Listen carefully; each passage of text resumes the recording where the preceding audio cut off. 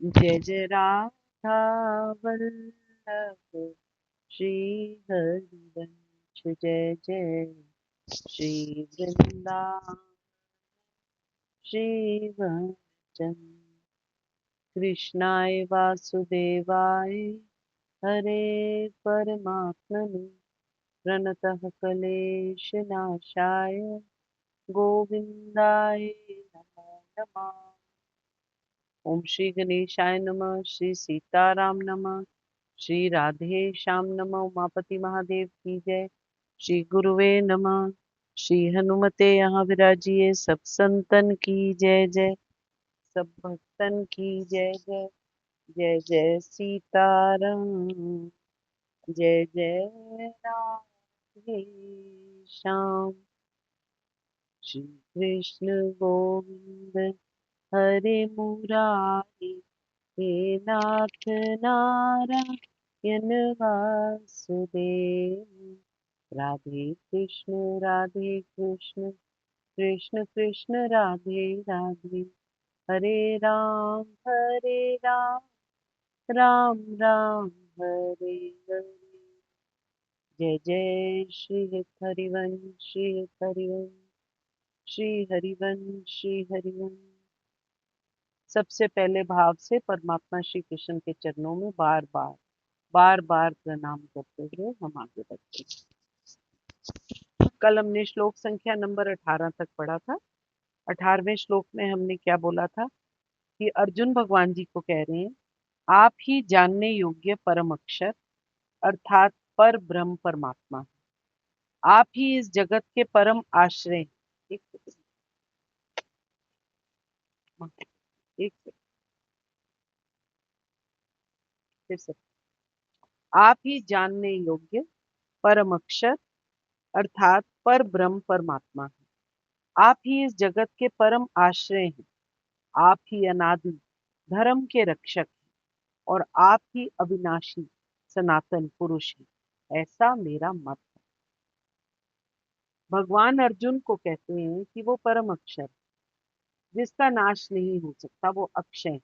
जब उन्होंने अपनी विभूतियों के बारे में बताया था तो उन्होंने अर्जुन को ये बात कही। ये भी कहते हैं कि जब कुछ नहीं था तो वो थे। श्री कृष्ण उस समय के बारे में बोल रहे हैं जब अर्जुन नहीं था, और ऐसा आने वाले समय के बारे में बता रहे हैं जब अर्जुन नहीं होगा परंतु वो है। अर्जुन कहते हैं कि हे भगवान, आप अविनाशी हैं, आप परम स्वरूप हैं, आप जगत के परम आश्रय हैं। चारों तरफ आपके मुख और हाथ हैं, इसलिए हर तरफ मुझे केवल आप ही दिखते हैं। हर तरफ केवल श्री कृष्ण, परमात्मा श्री कृष्ण, परम आश्रय श्री कृष्ण, और कुछ भी नहीं, जिनका कभी नाश नहीं हो सकता। ऐसे समस्त जगत के हर्ता कर्ता सर्वशक्तिमान संपूर्ण विकारों से रहित सनातन परम पुरुष साक्षात परमेश्वर, हे मेरे भगवान श्री कृष्ण, आप ही जो सदा से है और सदा एक रस बना रहे, वो सनातन परमात्मा श्री कृष्ण आप ही। श्लोक संख्या नंबर 18 के बाद हम 19 पे जाते हैं।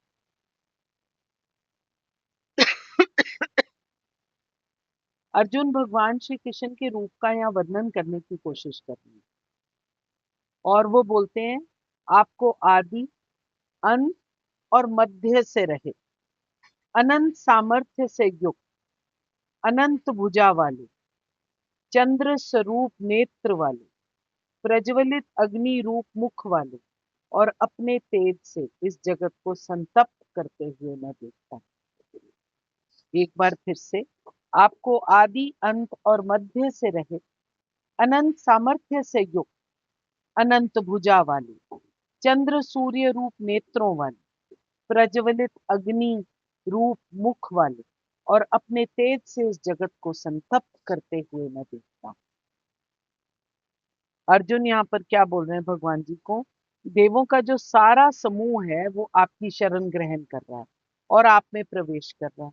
उनमें से कुछ अत्यंत भयभीत होकर हाथ जोड़कर आपकी प्रार्थना भी कर रहे हैं। अर्जुन बार बार भगवान जी के बारे में बात कर रहा है। वो बोल रहा है कि आप आदि मध्य और अंत से रहित, आपका यश जो है वो अनंत है। आपकी असंख्य भुजाएं हैं और सूर्य में चंद्रमा जो हैं वो आपके नेत्र हैं, आपकी आंखें हैं। मैं आपके मुख से प्रज्वलित अग्नि निकलते हुए देख रहा हूँ। आपके तेज से संपूर्ण ब्रह्मांड को जलते हुए देख रहा हूँ। भगवान के जो षड ऐश्वर्य हैं उनकी कोई सीमा नहीं। यहाँ पर और अन्यत्र भी पुनरक्ति पाई जाती है। पुनरक्ति का मतलब है बार बार रिपीट करना। बार बार भगवान जी के ऐश्वर्यों के बारे में बात हो रही है। और ये जो ऐसी रेपुटेशन है इसमें कोई दोष नहीं है, क्योंकि बार बार परमात्मा के बारे में बात करके अर्जुन अपनी क्या कहते हैं सौभाग्य को बार बार याद कर रहा है कि मेरा सौभाग्य है कि मैंने आपको इस रूप में देख लिया।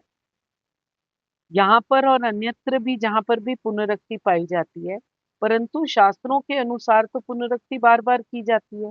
श्री कृष्ण की महिमा की पुनरुक्ति कोई साहित्यिक दोष नहीं माना जाता। वो कह रहे हैं कि मोहग्रस्त इंसान नॉर्मली बार बार किसी चीज के बारे में बात करता है। मैं, मेरे साथ ऐसा क्यों, मेरा ये, मेरा वो, हम मोहग्रस्त होते हैं। परंतु यहाँ वो परमात्मा श्री कृष्ण के साथ अपना एक रिश्ता जो है उसके बारे में अर्जुन बात कर रहा है कि मैं आपकी जो ये रूप है उसको देख के मैं मंत्रमुग्ध हो गया।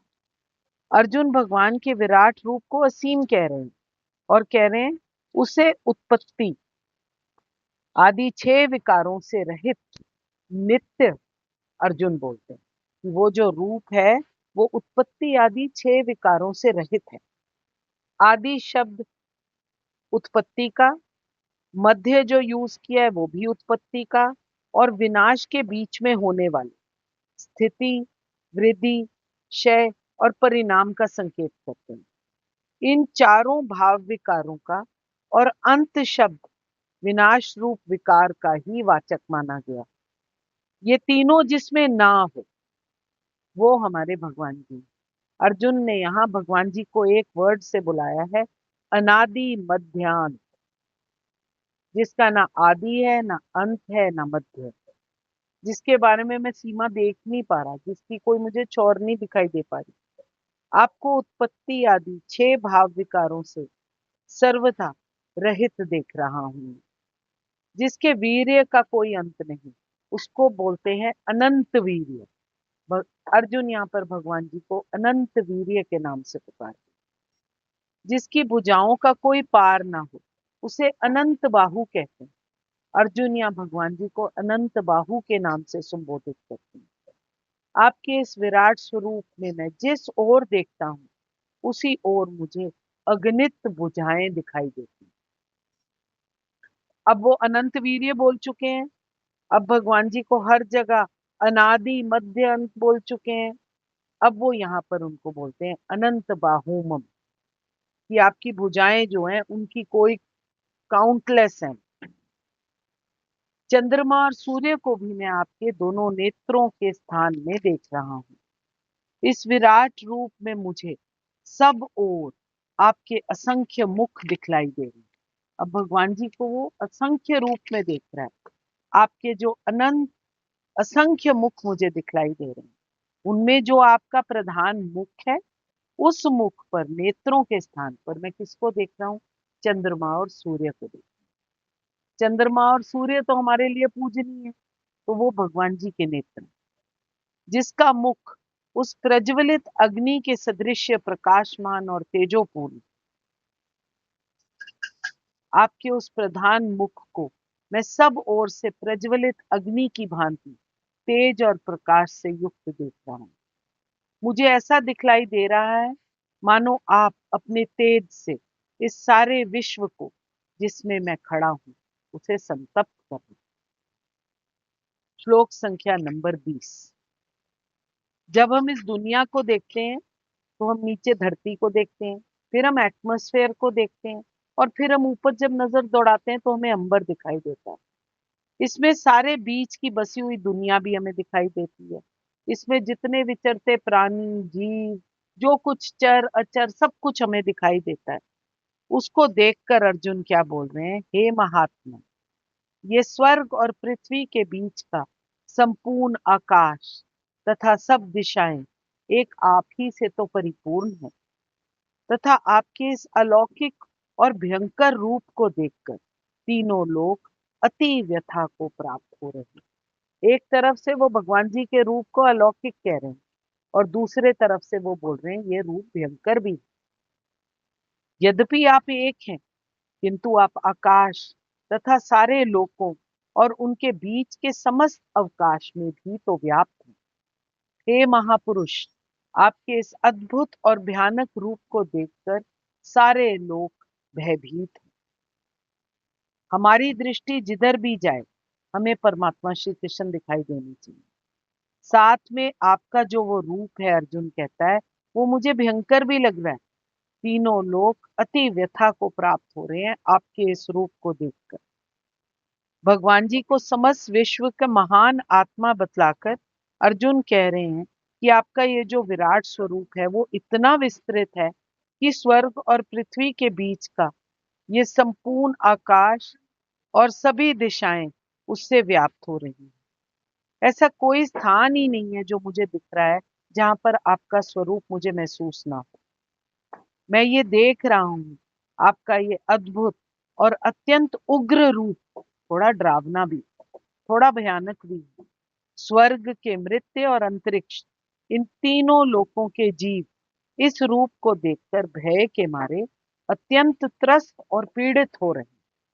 उनकी दशा अत्यंत ही शोचनीय हो रही। धरती और आकाश के बीच के स्थान के बारे में अर्जुन बोल रहे हैं, तीनों संसार के बारे में अर्जुन बोल रहे हैं। और वो कह रहे हैं कि इस विश्व रूप को देखकर, बल्कि अन्य लोकों के वासियों ने भी जिन्होंने इस रूप को देखा है, उसको देखकर मेरे सारे जो होश हवास हैं वो उड़ गए। भगवान ने जिनको ये दिव्य दृष्टि प्रदान करी है, वो युद्ध स्वरूप में भी, युद्ध रूप में, युद्ध क्षेत्र, राम राम जी, युद्ध क्षेत्र में भी इस विश्व रूप को देख सकते हैं। उन्होंने संजय को भी तो नेत्र दिए, वो भी इसको देख सक रहे हैं। श्लोक संख्या नंबर 21। हरे कृष्णा। अर्जुन श्री कृष्ण के विराट स्वरूप को देखकर अब उसकी अपनी इंटरप्रिटेशन कर रहे हैं। जो वो समझ रहे हैं उसके बारे में, साथ साथ वो हमको उसका ज्ञान दे रहे हैं। धरती से लेकर आकाश तक सिर्फ और सिर्फ उनको श्री कृष्ण दिखते हैं। धरती से लेकर आकाश तक उनको विस्तृत रूप से परमात्मा श्री कृष्ण की दर्शन हो रहे हैं। सब कुछ उन्हीं से उत्पन्न हुआ है, ये वो देख रहे हैं, और उन्हीं में लुप्त होता जा रहा है, ये भी वो देख रहे हैं। इसलिए भगवान जी के अत्यंत प्रेममय मूर्त को और साथ साथ एक भयंकर स्वरूप का भी वो दर्शन कर रहे हैं। इसी को देखकर वो बोल रहे हैं, वे ही देवताओं के समूह आप में प्रवेश करते हैं और कुछ भयभीत से होकर हाथ जोड़कर आपके नाम का और गुणों का उच्चारण कर रहे हैं, तथा महर्षि और सिद्धों के समुदाय कल्याण हो ऐसा कहकर उत्तम उत्तम स्तोत्रों द्वारा आपकी स्तुति करें। अब वो बता रहे हैं कि देवताओं के समूह भी आप में प्रवेश कर रहे हैं, कुछ भयभीत होकर हाथ जोड़कर आपके नाम और गुण का उच्चारण कर रहे हैं, और जो महर्षि हैं और सिद्ध लोग हैं वो भी कल्याण हो कहकर उत्तम उत्तम स्तोत्रों के द्वारा आपकी स्तुति कर। अब अर्जुन बोल रहा है कि जब मैं स्वर्गलोक गया था तब वहां जितने भी देवताओं के समुदायों को मैंने देखा, मैं उन सबको आज आपके विराट रूप में प्रवेश करते हुए देखता हूँ। अब अर्जुन यहाँ पर ये भाव दिखला रहे हैं कि बहुत से देवताओं को भगवान जी के उग्र रूप में प्रवेश करते हुए देखकर शेष बचे हुए जो देवता हैं वो बहुत देर तक बचे रहने की संभावना ना जानकर डर के मारे हाथ जोड़कर परमात्मा की स्तुति करने लगे, उनके नाम और गुणों का बखान कर रहे हैं और आपको प्रसन्न करने की चेष्टा कर रहे हैं, ताकि मैं आप में लुप्त ना हो जाऊं। परमात्मा, मैं आपकी स्तुति करता हूँ। ये सारे देवता भगवान जी की स्तुति कर रहे हैं। साथ में और कौन स्तुति कर रहा है? मरीचि, अंगिरा, भृगु आदि जितने भी महर्षि थे और ज्ञाता ज्ञात सिद्ध जन थे, जिन्होंने जितने भी विभिन्न समुदाय और भी जोन से भी जितने भी, उन सबका कल्याण हो ऐसा कहकर पुष्कल स्तोत्रों द्वारा परमात्मा की स्तुति करनी। अर्जुन यहाँ पर ये बता रहे हैं कि आपके तत्व का यथार्थ रहस्य जानने वाले होने के कारण वो सब तो आपके इस उग्र रूप को देखकर भयभीत नहीं हो रहे, वो समस्त जगत के कल्याण के लिए प्रार्थना करने लगते हैं। अनेकों प्रकार के सुंदर भाव में स्तोत्रों के द्वारा श्रद्धा और प्रेम पूर्वक परमात्मा का सत्वन करना। ऐसा अर्जुन कहते हैं, मैं देखता हूँ। जो महर्षि और देवता है वो तो परमात्मा के बारे में जानते हैं। वो जन कल्याण के लिए अब यहाँ पर स्तुतियां कर रहे हैं भगवान जी। श्लोक संख्या नंबर 22।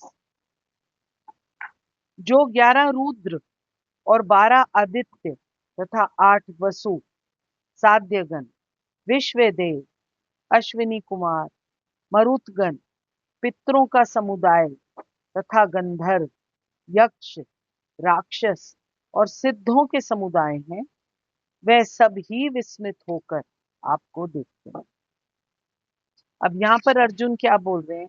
शिव जी के विभिन्न रूप, आदित्यगण, वसु, साध्य, विश्वदेव, दोनों अश्विनी कुमार, मरुतगण, पितृगण, गंधर्व, यक्ष, असुर, सिद्धदेव, सभी आपको आश्चर्यपूर्वक रूप में देखते हैं। अब यहाँ वो बोल रहे हैं कि ऐसा कहते हैं कि कालांतर में जो रुद्र हैं वो 11 रूप में प्रकट हुए। उनकी एक जॉब थी देवताओं का ध्यान रखना, उनकी रक्षा करना। इसी तरह आदित्य जो सारी तरफ रोशनी प्रोवाइड करते हैं, वसु भी देवता हैं। तो श्री कृष्ण के विराट स्वरूप में वो सब कुछ दिखाई दे रहा है। ऐसे श्री कृष्ण के रूप को देखकर क्या भाव होगा अर्जुन के मन में, ये हम सोच सकते हैं। 11 रुद्र, 12 आदित्य, 8 वसु, 49 मरुत्तम, इन 4 प्रकार के देवताओं के समूहों का वर्णन पहले भी किया जा चुका है। मन, अनुमंता, प्राण, नर, यान, चिति, है, नय, हंस, नारायण, प्रभव और विभु, इनको साध्य देवता के नाम से जाना जाता है। कृतु, दक्ष, श्रव, सत्य, काल, काम, धुनि, कुरुवान, प्रभवान और रोचमान, ये 10 विश्वदेव के नाम से जाने जाते हैं। आदित्य और रुद्र आदि देवताओं के 8 समुदाय, जो गर्म खाना खाते हैं या ऊष्म खाना खाते हैं, वो पितृदेव के समुदाय के बारे में यहाँ बात कर रहे हैं। गंधर्व के समुदायों के बारे में यहाँ बात कर रहे हैं, जो कश्यप जी की पत्नी मुनि और प्रधा और अरिष्टा से उत्पन्न हुए थे। यक्षों के बारे में यहाँ बात कर रहे हैं। भगवान शंकर के यक्ष लोग हैं। यक्षों के और उत्तम राक्षसों के राजा कुबेर माने जाते हैं। देवताओं के विरोधी दैत्य, दानव, राक्षसों जिनको हम असुर कहते हैं, कश्यप जी की दिति से उत्पन्न होने वाले दैत्य और दनु, इनको हम दानव कहते हैं। कपिल मुनि आदि सिद्ध जनों को हम सिद्ध कहते हैं। यहाँ पर वो इसके बारे में बात करके क्या बोल रहे हैं अर्जुन?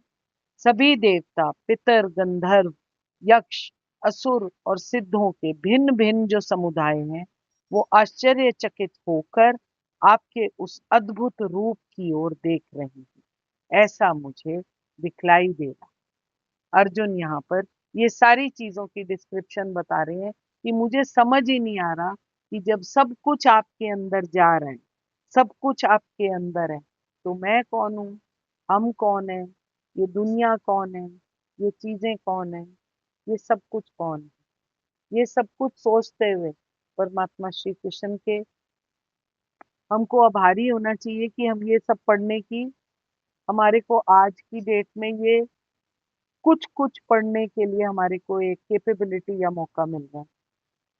आज की वार्ता में श्री जी के चरणों में निवेदन करते हुए, महाराज जी के चरणों में प्रणाम, आपके हृदय स्थित प्रभु को, भाव प्रभु को नमन। मैं अनपढ़ अल्पज्ञ ज्ञान विषय को छूने का साहस नहीं कर सकती, इतनी क्षमता नहीं है मेरी। इसमें जो त्रुटियां हैं, हल्कापन है, कमियां हैं, वो मेरी अल्पज्ञता और अपात्रता के कारण है।